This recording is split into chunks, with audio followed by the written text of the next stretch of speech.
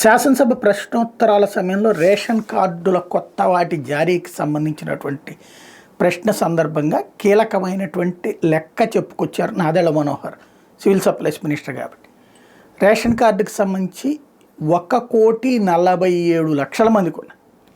మనం అనేక సార్లు ప్రస్తావించుకున్నాం.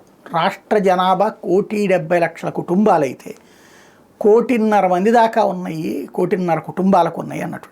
అది ఇప్పుడు అధికారికంగా మరొకసారి చెప్పినట్టయితే 1,47,00,000 రేషన్ కార్డులు. అయితే రేషన్ కార్డుకి అనర్హులకి చాలామందికి ఉందంటూ విష్ణుకుమార్ రాజు మాట్లాడుకొచ్చారు. మరి ఆయన భారతీయ జనతా పార్టీని ముంచుతారో తేల్చుతారో తెలియదు. ఎందుకంటే పాపం తెలుగుదేశం వాళ్ళకి తెలియదా మొక్క, వైఎస్ఆర్ కాంగ్రెస్ పార్టీ వాళ్ళకి తెలియదా మొక్క, లేకపోతే కనుక కమ్యూనిస్టులకు తెలియదా మొక్క. వాళ్ళందరూ ఎందుకు మాట్లాడకుండా కూర్చుంటున్నారు? దాంట్లో కరవమంటే కప్ప కోపం, ఎడవమంటే పాము కోపం. అందులో పాయింట్ ఏంటి? ఆయనే చెప్పారు నాదెళ్ల మనోహర్, 300 యూనిట్ల లోపు కరెంటు కాల్చేటటువంటి వాళ్ళకి రేషన్ కార్డు వర్తించదు అని. ఆ లెక్కనే దాదాపుగా ఒక 50-60 లక్షల మందికి పోతుంది. ఎందుకంటే ఇప్పుడు ప్రతి నెల రాష్ట్రంలో వాడుతున్నటువంటి కరెంటు చూస్తే 300 యూనిట్ల పైన దాటినటువంటి వాళ్ళు లక్షల మంది ఉంటారు. ఆ లెక్కన ఇప్పటికే వైట్ రేషన్ కార్డు తీసేయాలి, కానీ తీయట్లేదే. అది జగన్ ఉన్నా తీయట్లేదు, చంద్రబాబు ఉన్నా తీయట్లేదు. జగన్ ఉన్నప్పుడు కొంతమందికి అట్లా తీయగానే నోటీసులు ఇవ్వగానే వీళ్ళు వామ్మో ఇంకేముంది రేషన్ కార్డులు తీసేస్తున్నారు. ఇప్పుడు తీసే ధైర్యం చేస్తున్న ఈ ప్రభుత్వం 300 యూనిట్లు అనేది ఇవాళ చాలా కామన్ అయిపోయింది.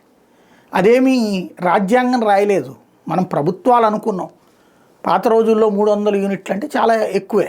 ఇవాళ రోజున పేదవాళ్ళల్లో కూడా కూలర్లు ఉన్నాయి, టీవీలు ఉన్నాయి, కొంతమంది ఏసీలు కూడా పెట్టించుకున్నారు. సరే ఏసీ తీసేద్దాం, కూలరు ఫ్యాను ఇది లేకుండా లేదు, వాటి మీద వాడకం ఆటోమేటిక్గా నడుస్తుంది. 300 యూనిట్లు అన్నటువంటిది కరెంటు ఇవి పెట్టుకుంటే కనుక అది అందువలన మరి ఇప్పుడు నిజంగా తీసేస్తారా?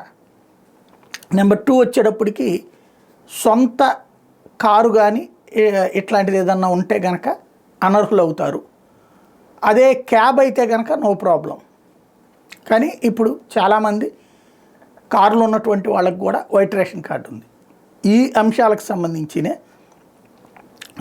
ఇట్లాగ అనర్హుల చేతిలో ఉన్నాయి అని చెప్పి విష్ణుకుమార్ రాజు మాట్లాడినప్పుడు ఎస్ తెలుసు. చాలామంది ఈ రేషన్ కార్డు నేను అనేక సార్లు కూడా ప్రస్తావించాను. రేషన్ కార్డు అనేదాన్ని ఒక గుర్తింపు కార్డు కింద కంపల్సరీగా ఇది ఉండాలి అని భావిస్తున్నారు. కొంతమంది ఆరోగ్యశ్రీ కోసం, కొంతమంది ఫీజు రియంబర్స్మెంట్ కోసం, కొంతమంది ఇళ్ల కోసం, ఇట్లాగా వివిధ అంశాలు.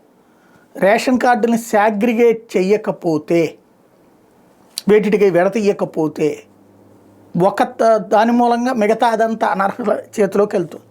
అది చేసే ధైర్యం ప్రభుత్వాలు చేయట్లా. ఇప్పుడు ఫర్ ఎగ్జాంపుల్ బియ్యం కావాల్సినటువంటి వాళ్ళ వరకు బియ్యం కార్డులే ఇస్తాం. ఆరోగ్యశ్రీ ఇది వాడాలనుకున్నప్పుడు పేదలకైతే అన్నీ కావాల్సిందే కంపల్సరీగా, కానీ మధ్యతరగతి కూడా ఈ కార్డులు తీసుకున్నారు. దీని మీద దృష్టి సారిస్తున్నామని చెప్తున్నారు. అది ఏంటి, ఎలా ధైర్యం ఏం చేస్తారు అనేది మాత్రమే చూడాల్సి ఉంది.